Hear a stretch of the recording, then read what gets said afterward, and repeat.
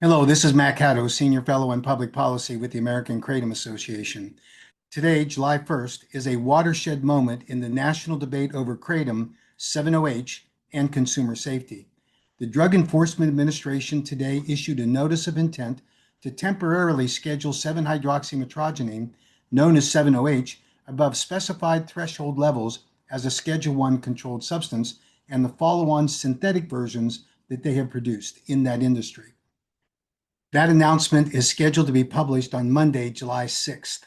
30 days later, under the provisions of the Federal Controlled Substances Act, 7-OH will be banned for 2 years, after which it will have to be permanently banned by the DEA. Just as importantly, the U.S. Department of Health and Human Services and the FDA made the critical distinction clear. This action is not intended to regulate natural kratom leaf products that do not contain enhanced levels of 7-OH. That distinction matters, and it matters a lot, because natural kratom leaf and chemically manipulated 7-OH opioid products are not the same. For years, the American Kratom Association and advocates have warned that the real danger in the marketplace is not natural kratom leaf. The real danger is a new wave of chemically manipulated, high-potency 7-OH products being sold in various forms, including those attractive to kids, all in rapid delivery forms that give you the fast euphoric high, crash you hard, and drive you to addictions. These products have been marketed as kratom products or kratom extracts, but those labels are deliberately and intentionally misleading. They are chemically manipulated 7-OH opioid products engineered and designed to deliberately deliver effects far beyond anything found in traditional kratom leaf. HHS Secretary Robert F. Kennedy Jr. could not have made the distinction clearer. He stated that 7-OH, metrogenine pseudodoxil, MGM-15, and MGM-16 are, quote, dangerous opioids, unquote. They fuel addiction and put American lives at risk.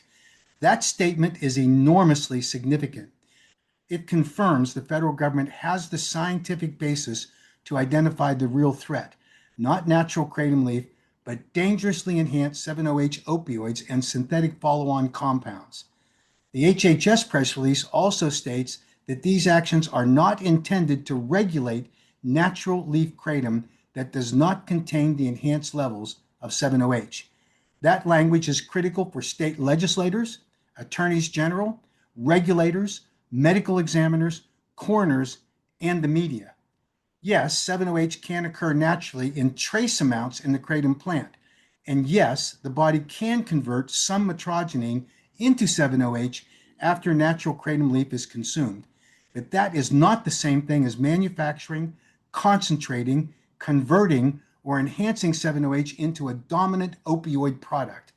That is the deception the 7-OH industry has relied on now for years. They claim 7-OH is natural, but trace natural occurrence does not justify selling high-dose 7-OH products in powerfully engineered fast-acting opioids to deliver a fast euphoric high and then create addiction in just a few days. A trace compound in a plant is not the same thing as an enhanced opioid product sold the way that 7-OH manufacturers have engineered their products. DEA Administrator Terrence Cole said today's action targets highly concentrated synthetic 7-OH products that pose a growing threat to public safety and health. That is exactly right. These products have created an emerging public health threat. They have exposed consumers to addictive and harmful substances, and they have threatened the rights of responsible consumers who use properly manufactured natural kratom leaf products. Now, state policymakers have a clear choice. They can follow the science and distinguish natural kratom leaf from chemically manipulated 7-OH opioids, or they can continue to punish responsible kratom consumers because bad actors exploited the marketplace. The right policy is very straightforward. Ban chemically manipulated 7-OH opioid products and their synthetic derivatives. Preserve access to natural kratom leaf products. Require age restrictions. Require safe product formulations. Require adequate labeling to inform consumers on the risks. And enforce the law against any product falsely marketed as kratom when it is actually a high-potency 7-OH opioid product. DEA's scheduling notice and the HHS announcement should end the confusion for good. 7-OH above enhanced levels is not natural kratom leaf. Metrogenine pseudodoxil, MGM-15, and MGM-16 do not occur naturally in the kratom plant. These are dangerous opioid products and synthetic derivatives that should be removed from the marketplace immediately. Natural kratom leaf should not be blamed for the conduct of 7-OH profiteers. So the message to every lawmaker, regulator, and public health official is simple. Do not ban kratom because of 7-OH. Ban 7-OH because it's not kratom.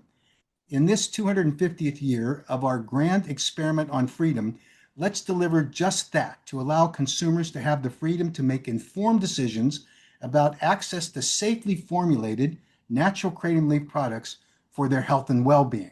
Thank you, and we thank the DEA and HHS for their informed decision-making on this important day.